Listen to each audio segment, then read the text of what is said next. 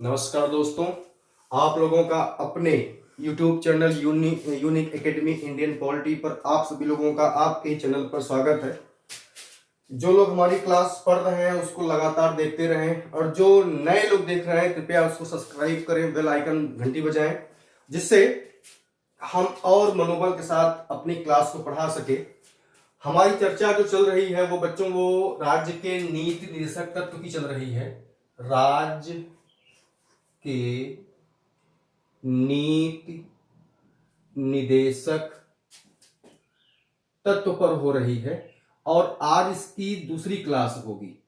इसके पहले की जो क्लास 1 थी उस पर मैंने डीपीएसपी के बारे में कुछ चर्चाएं किया है, प्रश्न कहां से बनते हैं।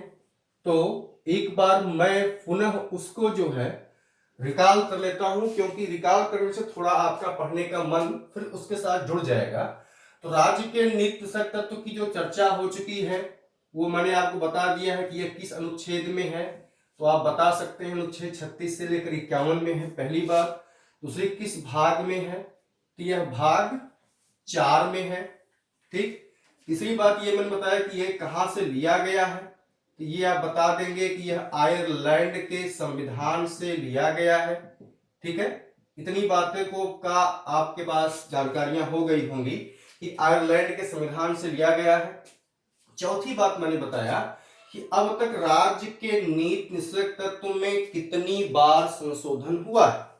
अब तक आपका देखेंगे पिछली वाली वीडियो, उसमें मैंने बताया है कि अब तक राज्य के नीति निर्देशक तत्व में कितनी बार संशोधन हुआ है। तो वह संशोधन हुआ है आपका साहब 4 बार। 4 बार कौन कौन? पहला हुआ है 42वां संविधान संशोधन। पहला जो संशोधन हुआ है वह है 42वां संविधान संशोधन 1976। ठीक है साहब। दूसरा जो संशोधन हुआ है वह है 44वां संविधान संशोधन 1978। तीसरा संविधान संशोधन जो हुआ है वह है 86वां संविधान संशोधन 2002। और चौथा लास्ट जो संविधान संशोधन हुआ है वह है 97वां संविधान संशोधन 2011। ठीक है भैया। तो ये संशोधन 4 हुए हैं अब तक डीपीएस में। इन चारों में क्या क्या जोड़ा गया है वो मैंने डीपीएसपी के पहले लिंक में डीपीएसपी के पहली क्लास में बता दिया है। आप हमारे चैनल पर जाकर के उसको सब्सक्राइब करके डाउनलोड कर सकते हैं और उसको पढ़ सकते हैं। डीपीएसपी में अब हरदम बोलूंगा तो उसे आप ध्यान देते रहिए कि directive principle of state policy है। ठीक है। अब आज की क्लास में प्रारंभ करता हूं, आप कलम कापी लेकर बैठ जाइए। और मैं यह शुरुआत एक क्वेश्चन से करता हूं। वो प्रश्न क्या है? प्रश्न पूछा जाता है कि भारतीय संविधान का वह कौन सा भाग है, ध्यान सुने, भारतीय संविधान का वह कौन सा भाग है जिसमें समाजवादी, गांधीवादी और उदार बौद्धिकवादी। प्रश्न क्या है? सुन ले। प्रश्न है भारतीय संविधान का वह कौन सा अनुच्छेद है जो उदारवादी, समाजवादी, बौद्धिकवादी दर्शन को परिलक्षित करता है। बात में समझ में आ रही है? भारत का वह कौन सा भाग है जिसमें समाजवादी, गांधीवादी और उदार बौद्धिकवादी लक्षण परिलक्षित होते हैं। तो वह बच्चों कौन सा आपका है? तो आपका यही है भाग 4, राज्य के नीति निर्देशक तत्व। तो मेरे हाथ को देखते रहे, कलम हमारे देखते रहे। भाग 4, राज्य के नीति निर्देशक तत्व। अब इस समाजवादी, गांधीवादी और उदारवादी में अलग अलग अनुच्छेद हैं। मैं आपको पढ़ाते हुए चलते रहूंगा और बताता रहूंगा इसमें से कौन सा अनुच्छेद समाजवादी है, कौन सा अनुच्छेद गांधीवादी है और कौन सा अनुच्छेद उदार बौद्धिकवादी है। ठीक है, इसमें कौन सा समाजवादी है, कौन सा गांधीवादी है और कौन सा उदार बौद्धिकवादी है। तो इसको बच्चों इसकी पकड़ने की क्या है, तीनों को, ये तीनों जहां समझ में आ जाए, प्रश्न में आ जाए, समझिए कि समाजवादी अनुच्छेद होगा। समाजवादी की जो की है, इसकी जो इसकी पकड़ने की है, तीनों की, इसकी जो चाबी हम पकड़ सकते हैं वो है कि इसमें हर जगह आप देखोगे असमानता, जो भी अनुच्छेद होंगे उसमें असमानता को कम करने की बात कही जाएगी। असमानता को कम करने की जिस अनुच्छेद में बात कही जाएगी वह मान चलना कि यह अनुच्छेद जो है आपके समाजवादी स्वरूप को व्यक्त करेगा। गांधीवादी में गांव की बात की जाएगी, ठीक है, गांव की बात की जाएगी, मदिरा सेवन इत्यादि की समाप्ति की बात जिसमें की गई जाएगी। तो ये अनुच्छेद जो है आपका वो गांधीवादी दर्शन को स्पष्ट करेगा, ठीक। और तीसरा, जिसमें कुछ समाज के लिए बौद्धिक बातें होंगी, ये अपने समाज के लिए बौद्धिक चीजें होंगी, वो इसको स्पष्ट करेगा। तो जब ये दो अनुच्छेद क्लियर हो जाएंगे, तो ये टॉपिक दोनों क्लियर हो जाएंगे कौन कौन सा आर्टिकल है, तो ये अपने आप अलग हो जाएगा। जैसे हम किसी चीज में हम ऑप्शन ढूंढते हैं, जब 4 ऑप्शन होते हैं तो उसमें हम पहले ये चेक कर लेते हैं किसमें से कौन नहीं है। अगर ये नहीं है 3, जहां तर्क पर चलते हैं, तो ये लगता है कि बस यही तीसरा वाला या चौथा वाला कोई हो सकता है। तो अगर हम 2 की पकड़ लेते हैं कि समाजवादियों में कहां होगा, समाजवादियों में होगा असमानता को कम करने की बात कही होगी, जहां ध्यान देंगे। और गांधीवादी में क्या आप देखोगे, गांधीवादी में आपको गांव के बारे में, मदिरा सेवन इत्यादि की समाप्ति के बारे में, कुटीर उद्योगों की स्थापना जिन अनुच्छेदों में आएगा उसको आप मान लेना, यह अनुच्छेद जो है गांधीवादी दर्शन को बताएगा। बाकी जब 2 अलग हो गए तो ये अपने आप अलग हो गए।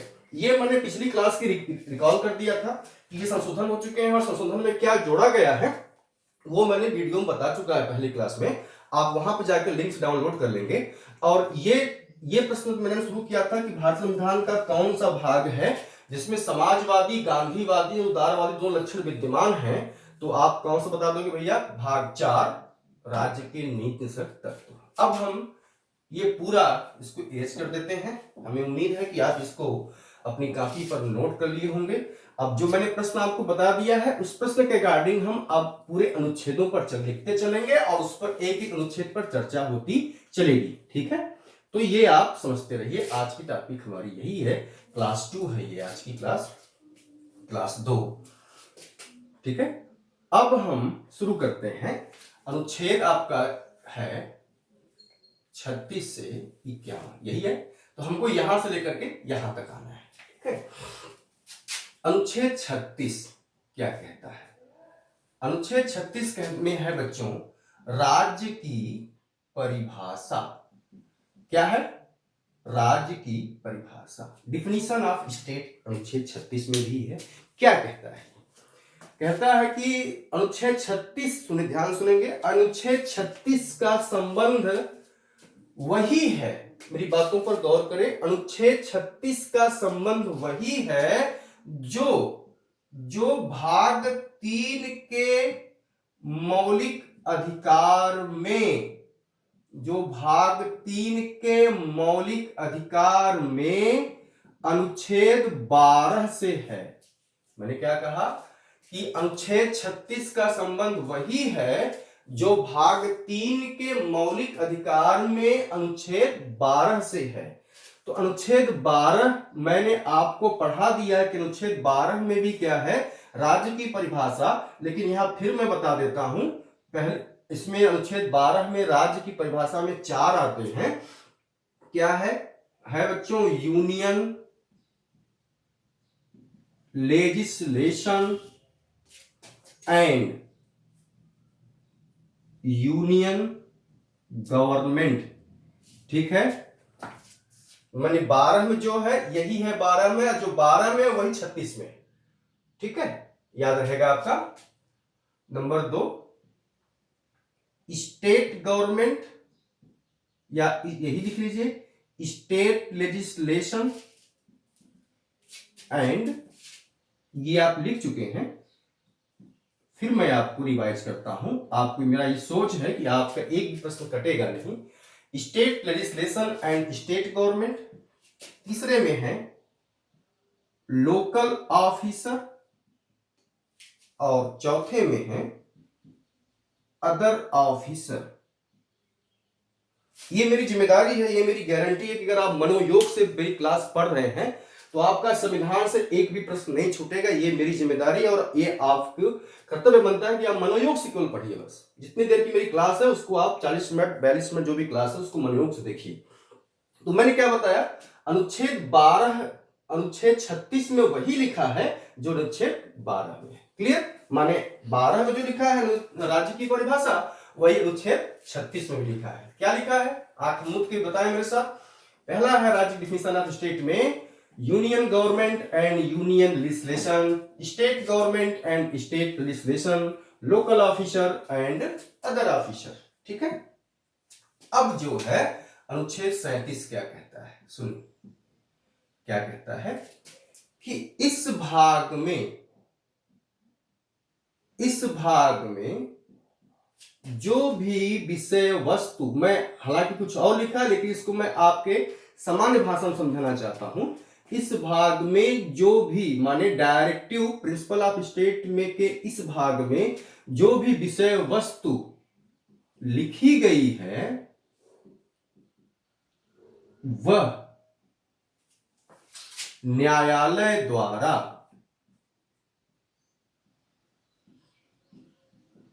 प्रवर्तनीय नहीं है। अब देखिए यहां से मेरी कॉन्सेप्ट का, यहां पर आप पकड़िएगा, इसको आप पकड़िएगा। मैंने कहा यही चीज, यही जो लाइन है इसकी जो है फंडामेंटल राइट से यही इसको अलग करता है। ठीक है? क्यों? क्या अलग करता है कि फंडामेंटल राइट्स में जो आपको अधिकार दिए गए हैं वो राज्य के लिए बाध्यकारी है। फंडामेंटल राइट्स में जो अधिकार दिए गए हैं, गौर करें, जो दिए गए हैं वो राज्य के लिए क्या है? बाध्यकारी है। अगर राज्य उनको लागू नहीं कराता है, अगर राज्य उनको लागू नहीं कराता है तो न्यायालय, मेरी पेन के हिसाब से चलेंगे बच्चों, मैं क्या दिखाना चाहता हूं, न्यायालय उनको लागू कराने का आदेश दे सकता है कि आप इसको लागू कीजिए। मैंने कहा कि भाग 3 में जो अधिकार दिए गए हैं आपको, अगर राज्य इसको लागू नहीं कराता तो न्यायालय उसको लागू कराने के लिए आदेश दे सकता है। लेकिन भाग 4 में इसमें जो लिखा गया है वो अगर राज्य लागू नहीं कराता तो न्यायालय उसको लागू कराने के लिए बाध्य नहीं है। यही अंतर जो है, यही अंतर, मौलिक अधिकार और मेन अंतर जो आपका यही है। क्या?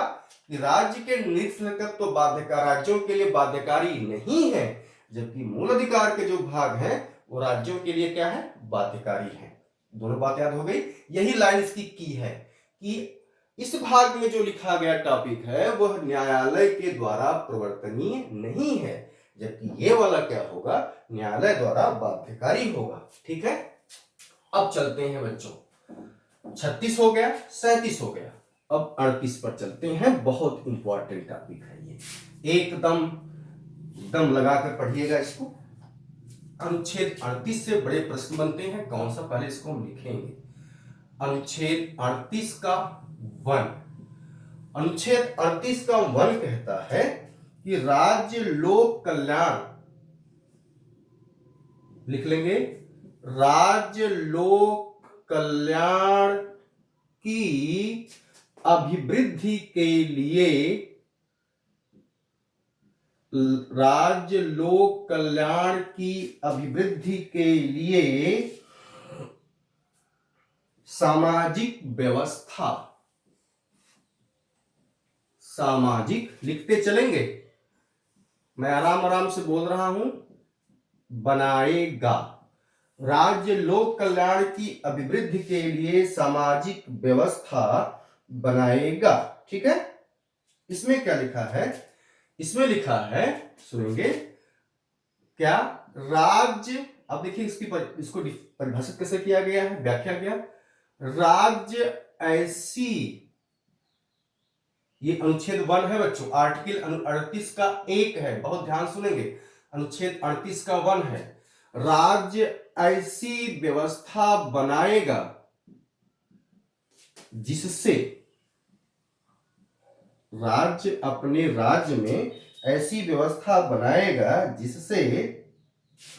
जिससे सामाजिक आर्थिक, लिखते चलेंगे मेरी बातों को, राजनीतिक न्याय की प्राप्ति हो सके, राजनीतिक, आर्थिक, सामाजिक, राजनीतिक, आर्थिक न्याय की प्राप्ति हो सके, ठीक है, ताकि लोक कल्याण में अभिवृद्धि हो सके, लोक कल्याण में अभिवृद्धि हो सके। अब यहां प्रश्न क्या है बच्चों, बहुत इंपॉर्टेंट, 3 प्रश्न बनते हैं, आप बनाओ प्रश्न अपने से। पहला प्रश्न तो ये बन जाता है, मैंने आपको ध्यान देंगे, आप पहली क्लास में देखोगे, आप डीपीएस की जो पहली क्लास पढ़ाया था कि भारतीय संविधान में राज्य के नीति तत्व को स्थापित करने का उद्देश्य क्या था, तो पहला उद्देश्य मैंने बताया था, आप देख सकते हैं उसको, वह था लोक कल्याणकारी राज्य की स्थापना, और दूसरा उद्देश्य मैंने बताया था कि सामाजिक और आर्थिक लोकतंत्र की स्थापना। ये मैंने बताया, बहुत पूछा गया प्रश्न है, मोस्ट इंपॉर्टेंट है ये, कि राज्य के नीति तत्व को भारतीय संविधान में स्थापित करने के पीछे उद्देश्य क्या था, वो था लोक कल्याणकारी राज्य और सामाजिक और आर्थिक लोकतंत्र की स्थापना करना। अब यहां देखिए, अब प्रश्न देखो, यहां से प्रश्न कौन सा बनता है। प्रश्न एक तो यह बन गया बच्चों कि इस अनुच्छेद में, माने जो आपका अनुच्छेद 38 है, इसमें 1 भी आएगा और 2 भी आएगा। ध्यान सुने मैं क्या कर रहा हूं, अनुच्छेद 38 का 1 और 2 ये जो है समाजवादी स्वरूप को व्यक्त करता है, समाजवादी स्वरूप। मानिए मैंने आपको बताया था, प्रश्न से यही स्टार्ट किया था कि भारतीय संविधान का वह कौन सा भाग है जिसमें समाजवादी और गांधीवादी और उदार बौद्धिकवादी लक्षण विद्यमान हैं। तो अनुच्छेद भाग 4 में है, और ये इसी बहाने मैंने आपको ये आर्टिकल भी बता रहा हूं, क्योंकि आप देखो सामाजिक आर्थिक न्याय, यही की है न्याय, सामाजिक न्याय, आर्थिक न्याय कब होगा, जब समाज में जो असमानता है वो समाप्त करने का प्रयास किया जाएगा, तो सामाजिक आर्थिक राजनीतिक न्याय की क्या होगी, स्थापना होगी। तो पहला प्रश्न ये हो गया कि इस अनुच्छेद में समाजवादी स्वरूप आपको दिखता है। दूसरा है क्या है कि इस अनुच्छेद 38 में, बहुत ध्यान सुनेंगे, प्रश्न पूछा गया कि भारतीय संविधान का वह कौन सा अनुच्छेद है, सुने, भारतीय संविधान का वह कौन सा अनुच्छेद है जिसमें लोक कल्याणकारी राज्य की स्थापना की बात की गई है। कौन सा अनुच्छेद है जिसमें लोक कल्याणकारी राज्य की स्थापना की बात कही गई है, तो आपका कौन सा बच्चों, अनुच्छेद 38। ये पूछा गया प्रश्न है, लोक कल्याणकारी राज्य की स्थापना करने वाला अनुच्छेद कौन सा है, अनुच्छेद 38 हो गया। तीसरा प्रश्न क्या बनता है कि सामाजिक आर्थिक राजनीतिक न्याय, तीनों प्रश्न मोस्ट इंपॉर्टेंट हैं। क्या, सामाजिक आर्थिक राजनीतिक न्याय का उल्लेख कहां कहां हुआ है, सामाजिक आर्थिक राजनीतिक न्याय का उल्लेख कहां कहां, केवल एक अनुच्छेद से इतने प्रश्न बने। एक तो इसमें आपको समाजवादी स्वरूप दिख गया, दूसरा क्या दिख गया आपको कि इस अनुच्छेद में किसकी बात की गई है, लोक कल्याणकारी राज्य की, और तीसरा प्रश्न आपको दिख गया कि सामाजिक आर्थिक राजनीतिक न्याय। तो प्रश्न बन गया कि भारतीय संविधान में कहां कहां पर सामाजिक आर्थिक राजनीतिक न्याय की बात कही गई है, तो वो ये एक तो प्रस्तावना में, अगर आपको प्रस्तावना याद होगा तो एक तो प्रस्तावना में, दूसरा कहां पर, डीपीएसपी में। मैं ये डीपीएसपी लिख रहा हूं तो आप इसको समझ गए होंगे, directive principle of state policy. DPSP में कौन सा अनुच्छेद, अनुच्छेद 38 और 1, ठीक है। तो ये 2 जगह आपको भारतीय संविधान के, या एक जगह और मिलता है, 2 या याद बहुत है, एक जगह मिलता है और पंचायती राज में, यहां भी। तो सामाजिक आर्थिक राजनीतिक न्याय का जो वर्णन मिलता है आपको, वो 3 जगह मिलता है। कहां कहां, एक तो प्रस्तावना में, दूसरा आपका क्या बोलते हैं डीपीएसपी में, तीसरा पंचायती राज व्यवस्था में। ठीक है, अगर प्योरली सामाजिक की बात करते हैं, सामाजिक न्याय की, तो तीनों मिलेगा।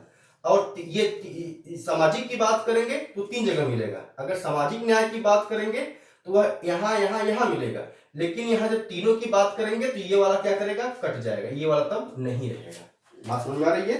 क्योंकि मैं इसको हटा ही देता हूं, मैं बाद बता दूंगा।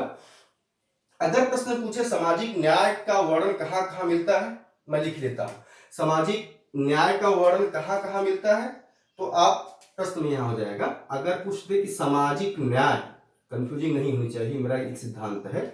अगर प्रश्न पूछता है केवल इतना ध्यान सुने कि सामाजिक आर्थिक राजनीतिक न्याय का उल्लेख कहाँ है, तो ये प्रस्तावना में है, डीपीएस में है। लेकिन ये पूछे कि सामाजिक न्याय का उल्लेख कहाँ है, सामाजिक न्याय का वर्णन कहाँ कहाँ है, वर्णन कहाँ कहाँ है, तो एक तो साहब आप बता दोगे प्रियम्बुल माने प्रस्तावना में है, दूसरा आप बता दोगे डीपीएसपी में है, और तीसरा आप बता दोगे पंचायती व्यवस्था में। ठीक है, अगर सामाजिक न्याय की केवल बात करता है तो उसका वर्णन 3 जगह मिलेगा।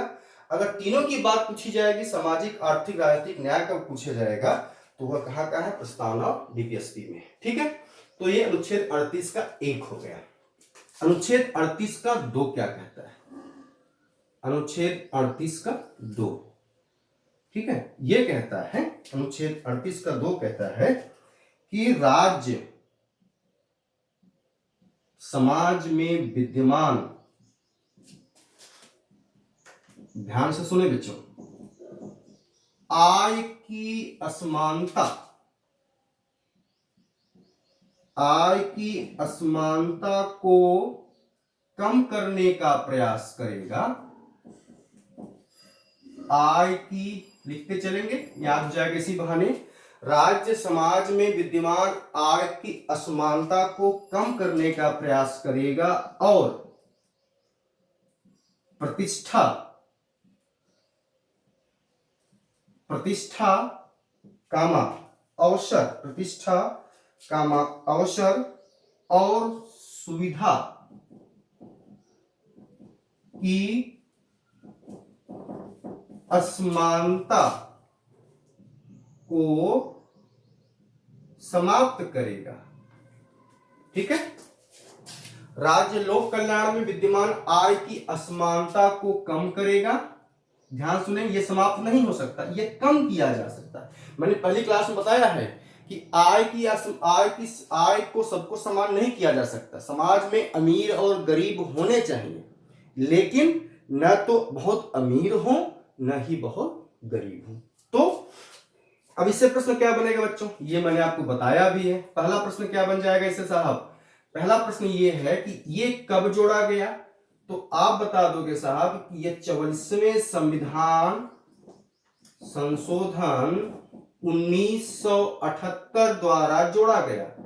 देखिए कितने प्रश्न इससे बन सकते हैं, अनुच्छेद 38(2) से प्रश्न कितने बन सकते हैं। ठीक है, तो पहला प्रश्न बन गया कि यह कब जोड़ा गया, तो यह जोड़ा गया 44 अमेंडमेंट के द्वारा। दूसरा प्रश्न, इस अनुच्छेद में भी समाजवादी स्वरूप ही है, माने पूरा का पूरा अनुच्छेद 38 समाजवादी दर्शन को प्रतिष्ठापित करता है। क्योंकि आप पकड़ लो, आय की असमानता को कम करना और प्रतिष्ठा, अवसर और सुविधा की असमानता को समाप्त करना। नंबर तीसरा प्रश्न बन जाता है क्या, तीसरा प्रश्न बनता है कि किस अनुच्छेद में 4 प्रकार की असमानता का वर्णन मिलता है, 4 प्रकार की असमानता का वर्णन मिलता है। ठीक है, किस अनुच्छेद में 4 प्रकार की असमानता का वर्णन मिलता है, तो साहब आपका हो गया आय की असमानता का वर्णन है, प्रतिष्ठा की है, अवसर की है और सुविधा की है। कोई दिक्कत यहां पर हमें समझ में आना चाहिए कि ये आप बात, क्वेश्चन देखिए कितने बन गए, यहां से मैंने बता दिया। प्रश्न 1 बन जाएगा कि भारतीय संविधान का वह कौन सा अनुच्छेद है जो लोक कल्याणकारी राज्य की स्थापना करता है, तो वो ये है आपका अनुच्छेद 38 का 1। ठीक है, अगर समाज स्वरूप की बात होगी तो 1 और 2 दोनों आ जाएगा। ठीक है, अगर लोक कल्याणकारी राज्य के स्वरूप की बात करता है तो अनुच्छेद 38 का 1। ठीक है भैया, देख लीजिए आप पूरा। आप इसको एक बार स्क्रीनशॉट ले लीजिएगा या पूरा ये टॉपिक, ये पूरी वीडियो क्लास डाउनलोड कर लीजिएगा। राज्य के निषेध तत्व तो केवल अनुच्छेद रट लेने से नहीं होगा, उसके कॉन्सेप्ट को समझने की जरूरत होगी। प्रश्न कहाँ से बन सकते हैं, मैंने एक प्रश्न बना दिया कि लोक कल्याण राज्य का स्वरूप ऑलरेडी इसका उद्देश्य है, ठीक है। इस अनुच्छेद में 38 पर चर्चा हो गई, माने मैंने 36 पढ़ लिया। 36 क्या था या बता सकते, उसी बहाने बता दो फटाफट। Definition of state. 37 में क्या है कि यह राज्यों के लिए बाध्यकारी नहीं है, ठीक है। 38 में क्या है, लोक कल्याणकारी राज्य के स्वरूप की बात कही गई है। एक बात, सामाजिक आर्थिक न्याय का उल्लेख किया गया। तीसरी बात इसमें 4 प्रकार की असमानताओं का वर्णन किया गया है, ठीक है। तो ये भी मैं मिटा देता हूं क्योंकि ऊपर तक मुझे मिल जाएगा तो लिखने पूरा फोर भरने का आसानी होगी। अगला है मान 36, 37, 38। अनुच्छेद 39 क्या कहता है? 39 में कई बातें हैं। 39 का जो है क कहता है क। अनुच्छेद 29 क्या कहता है? पहली बात यह भी जान लें कि पूरा अनुच्छेद 39 में चाहे जो 1, 2, 3 करके जो भी हो, वो सब के सब समाजवादी दर्शन को परिलक्षित करेगा, ठीक है। माने 38 मैंने बता दिया। अगला अनुच्छेद कौन सा? यह भी 39 भी आपका ये गांधी क्या बोलते हैं, समाजवादी दर्शन को परिलक्षित करता है। और ये है कि राज्य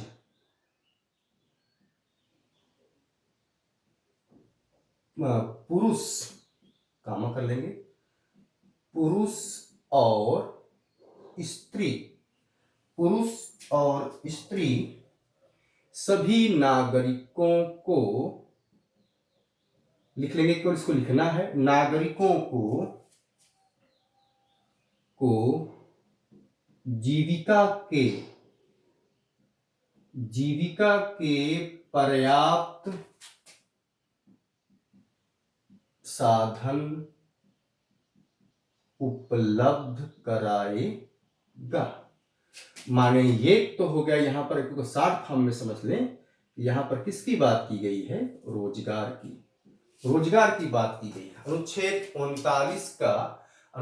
39 में क्या क्या है? तो ए, ठीक, अनुच्छेद 39 का ए, या इसी को कह सकते हो या आप ए कह लो या हिंदी में कह लोगे क।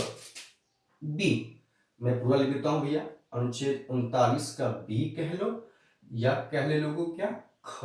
ये क्या कहता है? बहुत इंपॉर्टेंट होगा ये है कि समुदाय के, बहुत इंपॉर्टेंट लाइन है ये, इसको आप इंपॉर्टेंट कर लेंगे। 39 का बी इंपॉर्टेंट क्यों है मैं बताता हूं। समुदाय के भौतिक संसाधनों, क्योंकि ये थोड़ा पढ़ना पड़ता है इसलिए मैं बेयर एक्ट का मदद ले रहा हूं। और आप लोग भी अगर तैयारी करना चाहते हैं संविधान के, तो आपके पास बेयर एक्ट होनी चाहिए एक, उसे आपको क्या होगा, कॉन्सेप्ट क्लियर होते हैं। संविधान के भौतिक संसाधनों का स्वामित्व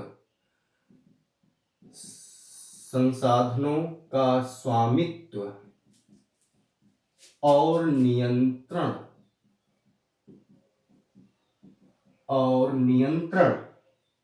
इस प्रकार हो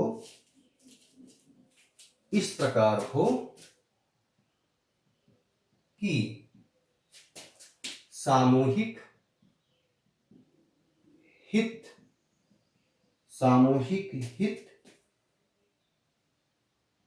हो सके। तो स्पष्ट है सामूहिक हित, तो ये क्या कह रहा है आपका, समाजवाद की बात कर रहा है। जो मैं इंपॉर्टेंट लिखा हूं, क्यों लिखा हूं ये इसके बाद वाले में बताता हूं मैं।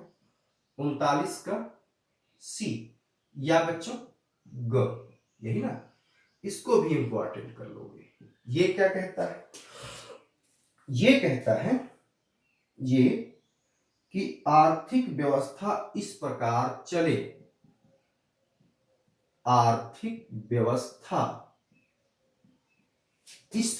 चले, ध्यान से लिख लेंगे कि धन का सकेंद्रण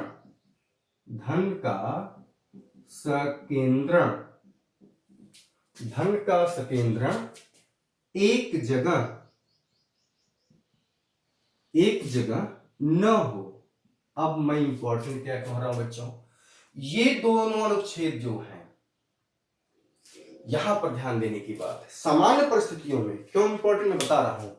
सामान्य परिस्थितियों में, मेरी बात को ध्यान सुने, सामान्य परिस्थितियों में मौलिक अधिकार राज्य के नीतिगत तत्वों पर प्रभावी होंगे। मैंने क्या कहा, सामान्य परिस्थितियों में फंडामेंटल राइट्स के ऊपर प्रभाव किसका होगा, डीपीएसपी। फंडामेंटल राइट्स का प्रभाव किस पर होगा, डीपीएसपी पर होगा, मान राज्य के नीतिगत तत्वों पर होगा। परंतु अगर राज्य 39 का बी और सी, माने ये बच्चों 39 का बी और 39 का सी की स्थापना करना चाहता है, अगर राज्य 39 के बी और सी की स्थापना करना चाहता है तो वह किसी भी नागरिक के मौलिक अधिकार का उल्लंघन नहीं माना जाएगा। तो वह किसी के मौलिक अधिकार का उल्लंघन नहीं माना जाएगा। आप इस आधार पर कोर्ट में नहीं जा सकते हो।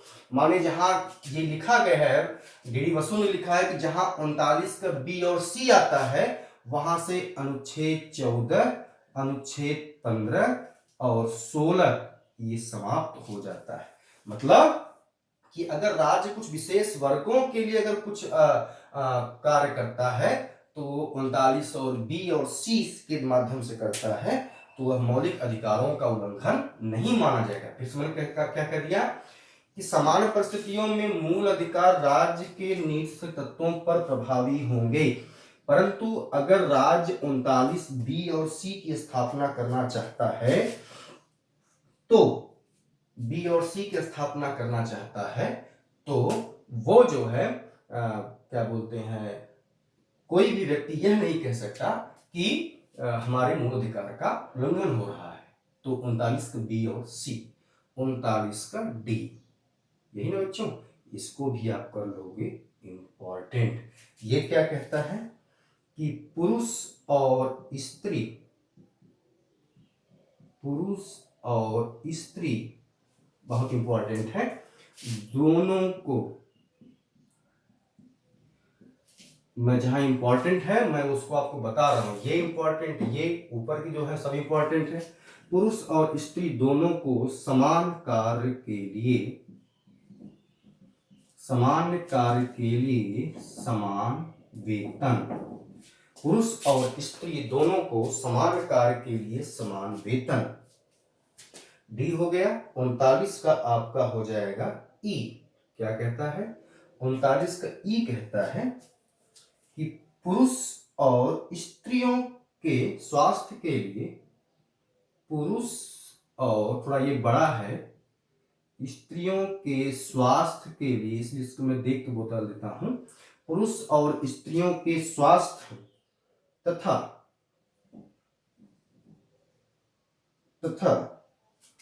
बालकों, हाँ ये टॉपिक है, बालकों की सुकुमार अवस्था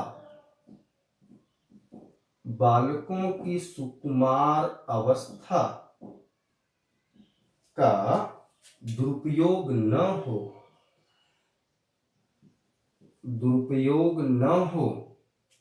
इसको पकड़ना बेटा, इस लाइन को पकड़ना। क्यों पकड़ना मैं बताता हूं, दुरुपयोग न हो ताकि, और आर्थिक आवश्यकता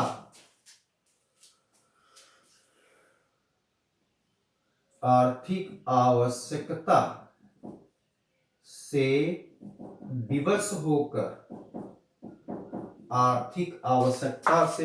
होकर ऐसे रोजगार में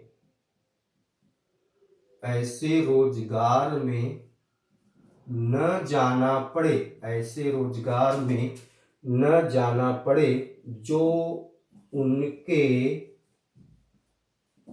अनुकूल न हो। बहुत बड़ी बात है बेटा, 39 का ई, इसी को आप अंगा कह सकते हो। क्या कह रहा है कि पुरुष और स्त्री के स्वास्थ्य, बालकों की सुकुमार अवस्था का दुरुपयोग और आर्थिक आवश्यकताओं से विवश होकर ऐसे रोजगार में न जाना पड़े जो उनके अनुकूल न हो। गौर करो, ये चीज आपको कहाँ मिल सकती है, ये मैं पढ़ा चुका हूं बच्चों, याद करो। आप ये जो टॉपिक है ऐसे रोजगार में न जाना पड़े, ध्यान दो। ये आपका बात करता है अनुच्छेद 23 और बात करता है अनुच्छेद 24। 23 क्या कहता है?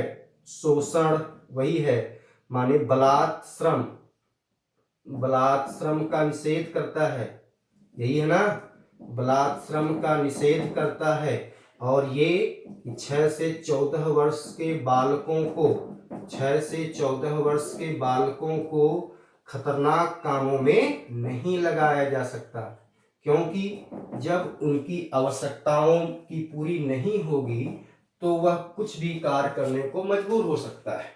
वह कोयले की खदानों में काम करता है। आप ध्यान से देखो कि ट्रेन, रेलवे से आप यात्रा कर रहे हो तो अभी भी कहीं कहीं ये दिख जाता है, छोटे बच्चे जो है वो पान गुटखा की लेके जो दौड़ते रहते हैं बेचारे, वो ये नहीं डरते कि मेरा पैर अगर फिसल भी गया तो मैं गिर भी जाऊंगा, मर जाऊंगा। लेकिन ये गरीबी है साहब, जो न करा दे। ये देश में सब कुछ जायज, यहाँ पर केवल एक गरीबी ऐसी बहुत बड़ा अभिशाप है। मैं ये कहता हूँ कि आज के समाज में ना तो कोई जात धर्म के आधार पर कोई भेदभाव नहीं है। मैं ये कहता हूँ कि आज के समाज में, भारतीय समाज में जो सबसे बड़ा भेदभाव साहब है, बड़ा अभिशाप है, वह है अमीरी और गरीबी। आज संबंध जो है अमीरी और गरीबी के आधार पर बनाए जाते हैं, न कि धर्म और जात के आधार पर। ठीक है, तो आप इन चीजों को अगर आप पकड़ना चाहते हैं, ये टॉपिक है कि उनकी सुकुमार अवस्था का दुरुपयोग न हो, इसलिए राज्य का यह कर्तव्य है उनके लिए पर्याप्त व्यवस्था उपलब्ध कराए। इसीलिए आप गौर करो, उनके लिए सरकार के द्वारा, राज्यों की सरकार के द्वारा उनके लिए प्राइमरी स्कूलों में भोजन की व्यवस्था की जा रही है, उनको कपड़ा दिया जा रहा है, इसके अलावा उनको स्कॉलरशिप दी जा रही है, उनको क्या बोलते हैं खाने की व्यवस्था की जा रही है, ताकि वो कम से कम शिक्षा ग्रहण कर सकें। ये ना होने पाए कि पैसे के अभाव में वो पढ़ाई नहीं कर सके। तो 39 में मैंने ए पढ़ लिया, ए 39 का क्या था? ए रोजगार की बात की गई है। 39 का बी और सी मैंने कहा कि ये मूल अधिकारों पर भी प्रभावी हो सकते हैं कुछ कंडीशन में। 39 का डी क्या है? यही डी बहुत पूछा जाता है, सामान्य कार्य, पुरुष और स्त्री को सामान्य कार्य के लिए समान कार्य के लिए समान वेतन, इसके साथ कोई भेदभाव नहीं किया जा सकता है। ठीक है, तो 39 का एफ, 39 का एफ,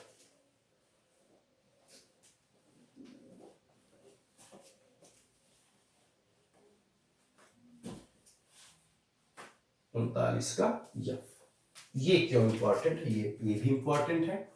अनुच्छेद 39 का एफ, इसकी इंपॉर्टेंस क्या है बच्चों? एफ, ये क्या है? अनुच्छेद 39 एफ कहता है कि राज्य, शब्दों पर लिखेंगे अपने आप क्लियर बात होती है, राज्य ऐसी व्यवस्था करे, राज्य ऐसी व्यवस्था करे जिससे किशोरों, राज्य ऐसी व्यवस्था करे जिससे किशोरों के विकास के पर्याप्त अवसर उपलब्ध हो सके। ठीक है, आर्थिक, नैतिक परित्याग न हो। आप देखो बच्चों, आर्थिक का मतलब, देखते हो कुछ ऐसी परिस्थितियां आती है, जब मैंने कहा ना गरीबी सबसे बड़ा अभिशाप है बच्चों। गरीबी, जब माता पिता किसी गरीब बच्चे को पाल पोस नहीं पाते, या उनको लगता है कि मेरी आर्थिक स्थिति इसको मैं इसको नहीं करा पाता हूँ, तो उनको ऐसे कामों में ढकेल देते हैं कि जहाँ वो उनके जीवन के लिए उचित नहीं होता। वो देश में एक प्रकार की विसंगतियां और कुरीतियां पैदा होती हैं। इन्हीं चीजों के संदर्भ में यह बच्चों राज्य का कर्तव्य है कि किशोरों के विकास के लिए उपलब्ध कराए, ताकि और उनको कोई परित्याग न कर पाए, वो अपना विकास कर सके। तो यहाँ पर प्रश्न क्या पूछा गया है? प्रश्न क्या बन जाएगा बच्चों? प्रश्न ये बन जाएगा कि किस अनुच्छेद में किशोरों के बारे में बात की गई है? प्रश्न क्या है कि किस अनुच्छेद में किशोरों की बात की गई है साहब? तो अनुच्छेद का 39 का यफ की बात कही जाएगी। दूसरा प्रश्न क्या बन जाएगा? दूसरा प्रश्न ये बन जाता है कि इसको कब जोड़ा गया, तो ये मोस्ट इंपॉर्टेंट है। यह है 42वें संविधान संशोधन, 42वें संविधान संशोधन 1976 द्वारा 1976 द्वारा जोड़ा गया। ठीक है, आप मेरी बात छोटा करके लिख रहा हूं ताकि आप इसको पूरा कर सकते हैं। इसको कब जोड़ा गया? 42वें संविधान संशोधन 1976 द्वारा जोड़ा गया।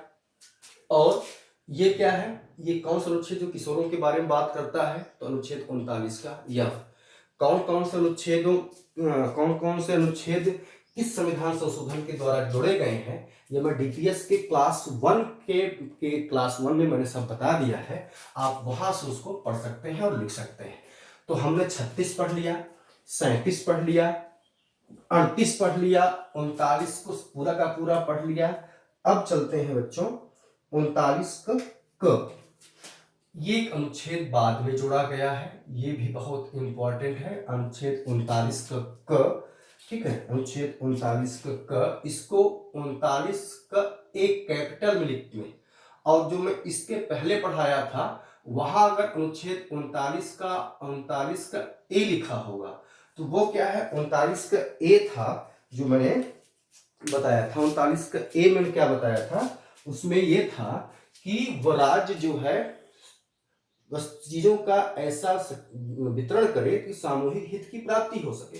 ठीक है, तो वहां पर ए ऐसे लिखा होगा। लेकिन अगर यहां पर 39 का ए ऐसे लिखा है, ए लिखा है, तब ये दूसरा चीज हो जाएगा।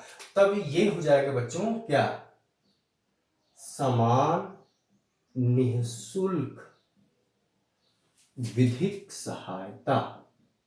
मतलब सभी लोगों को, चाहे वो अमीर हो चाहे गरीब, वो उनको निःशुल्क विधिक सहायता मिलेगी। राज्य का कर्तव्य है उनको निःशुल्क विधिक सहायता उपलब्ध कराए। इसके कुछ अंश आपको अनुच्छेद 14 में मिल जाएगा।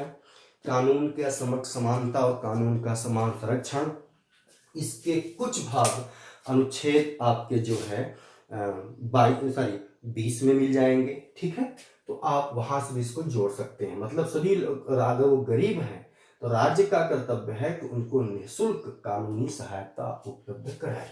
तो अनुच्छेद 39 पूरा का पूरा समाजवादी दर्शन को परिलक्षित करता है। माने अनुच्छेद 38, अनुच्छेद 39 ये पूरा का पूरा किस दर्शन को उपलब्ध करता है बच्चों? समाजवादी दर्शन को स्पष्ट करता है।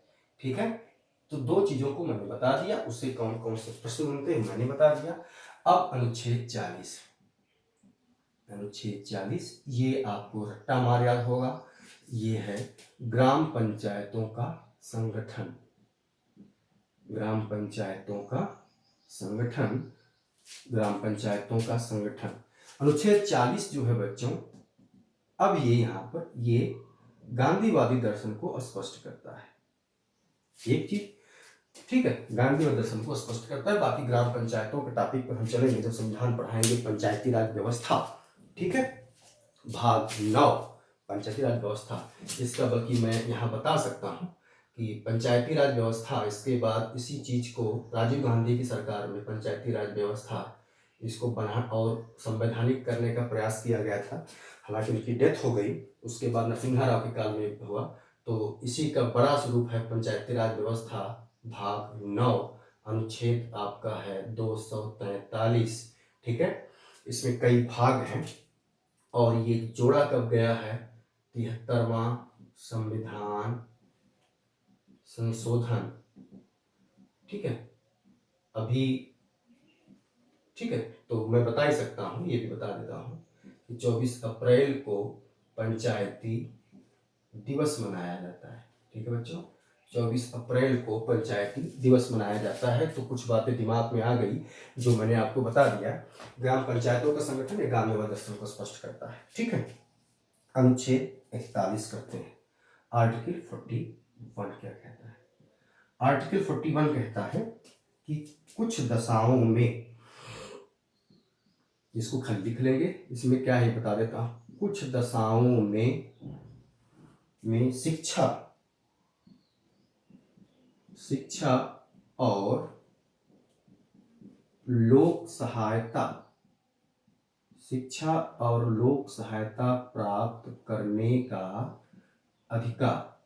कुछ दशाओं में शिक्षा और लोक सहायता प्राप्त करने का अधिकार। ठीक है, तो ये वाला जो अनुच्छेद है बच्चों, वो आपका ये उदार बौद्धिकवादी दर्शन को स्पष्ट करता है। उदार बौद्धिकवादी दर्शन को स्पष्ट करता है। कुछ दिशाओं में शिक्षा, क्या बोलते हैं, शिक्षा काम में शिक्षा और लोक सहायता प्राप्त करने का अधिकार। इसमें उदार बौद्धिकवादी दर्शन भी परिलक्षित होते हैं। नंबर 2, इसमें समाजवादी दर्शन भी परिलक्षित होता है। ठीक है, तो ये दोनों चीजों को याद रखना। इसमें कुछ में उदारवादी दर्शनवादी और समाजवादी दर्शन भी परिलक्षित होता है। ठीक है, आगे अगला जो है अनुच्छेद 40-41 हो गया। अब चलते हैं हम 42 में, अनुच्छेद 42। इसको मिटा देते हैं, आप इसको लिख लिए होंगे। अनुच्छेद 42 वो क्या कहता है, उस पर चर्चा होती है। संविधान पढ़ने के लिए एक बेयर एक्ट हो आपके पास। ठीक है, बाकी आप हमारे क्लास को पढ़िए, उससे आप नोट्स बनाते चलेंगे, इससे कोई समस्या आपको नहीं होगी। अगला अनुच्छेद हमारा है अनुच्छेद 42। अनुच्छेद 42 क्या कहता है? ये कहता है काम की मानवोचित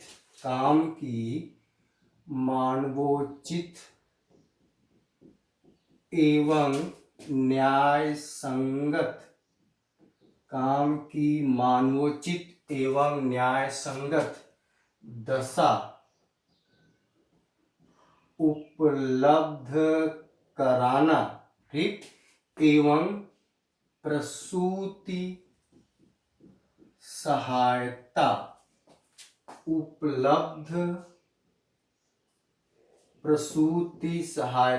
उपलब्ध कराना। इसमें जो हमको परिलक्षित होता है बच्चों, ये है गांधीवादी दर्शन। ठीक, इसमें जो परिलक्षित होता है गांधीवादी दर्शन और उदार बौद्धिकवादी दर्शन परिलक्षित होता है। ठीक है, इसको समझ लें कि सरकार का या राज्य का कर्तव्य है कि जो व्यक्ति कार्य कर रहे हैं उनके लिए जो है मानवोचित व्यवस्था उपलब्ध कराए, उनके लिए वो कंडीशन उपलब्ध कराए जिसमें व्यक्ति बड़ी बढ़िया तरीके से कार्य कर सकता है, एवं महिलाओं को मातृत्व अवकाश आवश्यकता है तो वह उपलब्ध कराए, यह राज्य का कर्तव्य बनता है। ठीक है, अब चलते हैं अनुच्छेद 43 क्या कहता है? आर्टिकल 43 क्या कहता है? ये कहता है कि कर्मकारों के लिए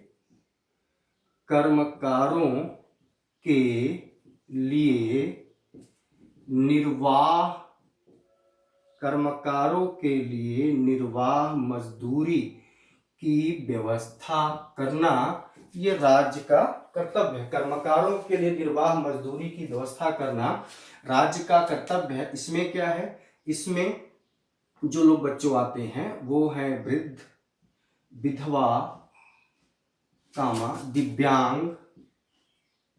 ठीक है, इन्हीं को नरेंद्र मोदी ने विकलांगों के लिए एक नया शब्द दिया, आप जानते ही हैं, दिव्यांग।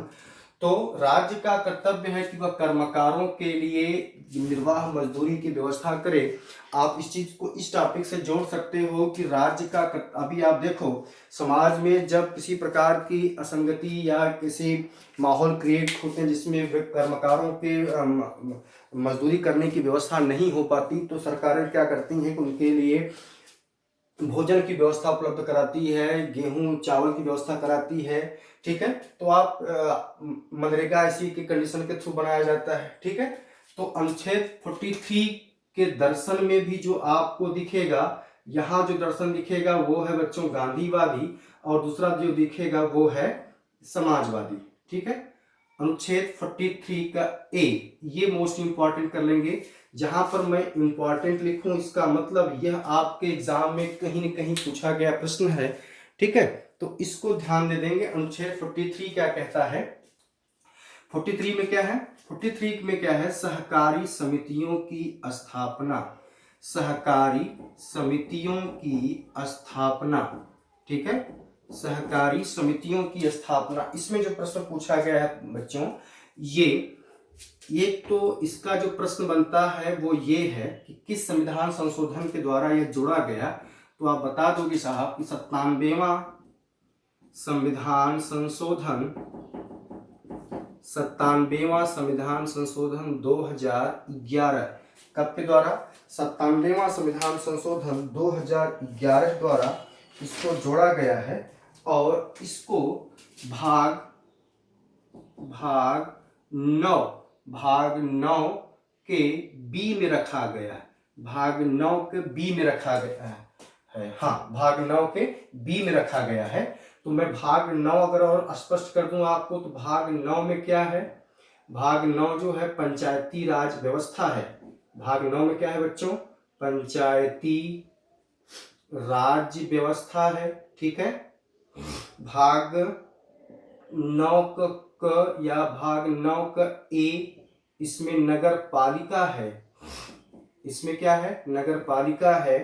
और भाग 9 क बी, इसमें यही है बच्चों, सहकारी समिति। तो एक चीज मैंने और आपको बता दिया, इसके बहाने आप इसको याद रखिए। भाग 9 में क्या है? पंचायती राज व्यवस्था। भाग 9 का ए में क्या है? तो आपका नगर पालिका। और भाग 9 का बी में क्या है? सहकारी समिति। तो ये आप इसको, मेरी उम्मीद है कि आप ये नोट कर लिए होंगे, ठीक है। आगे हम इसको मिटा देते हैं।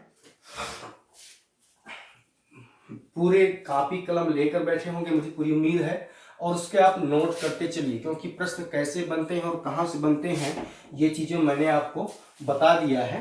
और हम आगे चलते हैं। 43 हो गया, अब आगे चलते हैं अनुच्छेद 44, आर्टिकल 44 की बात करते हैं। अनुच्छेद 44 मोस्ट इंपॉर्टेंट, इसको भी आप मोस्ट इंपॉर्टेंट कर लेंगे।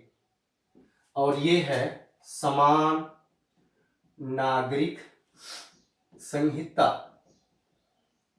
समान नागरिक संहिता, इसी को कहते हैं common civil code. Common civil code, ठीक है। ये क्या है? बहुत इंपॉर्टेंट है। इसमें जो दर्शन उपलब्ध होता है बच्चों, वो है उदार बौद्धिकवादी दर्शन। इसमें जो दर्शन व्यतीत होता है वह है उदार बौद्धिकवादी दर्शन परिलक्षित होता है। इसको समझा दें। जैसे एक बहुत पहले पिक्चर आई थी, उसका नाम था अमर अकबर एंथोनी।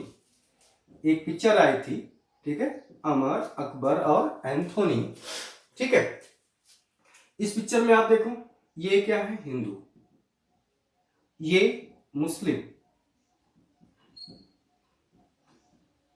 ये ईसाई क्रिश्चियन, ठीक है। अमर ये रोल किया था क्या नाम है, ये अमिताभ बच्चन ने अकबर का को रोल किया था ऋषि कपूर ने, और एंथोनी का रोल किया था विनोद खन्ना ने। शायद नहीं, एंथोनी का रोल शायद अकबर ने किया था, एंथोनी का रोल अमिताभ बच्चन ने किया था। ये बहुत याद नहीं है, लेकिन इस पिक्चर के माध्यम से मैं क्या बताना चाहता हूँ ये समझिए। अमर है तो इनके लिए जो कानून अलग से बन जाता है। इनके लिए जो शादी का कानून अलग, तलाक का कानून अलग। अकबर है तो इनके यहाँ शादी का कानून अलग, तलाक का कानून अलग। एंथोनी है, ये ईसाई है, तो इनके लिए शादी का कानून अलग और तलाक का कानून अलग है। मतलब यहाँ हमारे भारत देश में लोगों के लिए अलग अलग व्यवस्था है। सरकार माने राज्य का दायित्व कि सभी लोगों में के लिए एक ही नियम कानून हो, सभी लोगों के लिए एक ही नियम कानून हो, लेकिन अभी तक ऐसा नहीं हो पाया है। आज के लिए यहीं तक। हमारा चैनल आपको अच्छा लग रहा है तो सब्सक्राइब कीजिए, लाइक कीजिए। जो भी लोग नए हमारे चैनल को देख रहे हैं उसको सब्सक्राइब करें, ज़्यादा से ज़्यादा लाइक दें, वीडियो पसंद करें और उसको शेयर करें। अगली क्लास जो हमारी क्लास कल ये डीपीएस पर होगी, वो आगे अनुच्छेद 45 से मैं स्टार्ट करूंगा और 51 तक चलेंगे। 51 के बाद उसमें कुछ और जोड़ा गया है जो कल की क्लास में होगी। बहुत बहुत धन्यवाद। ठीक है।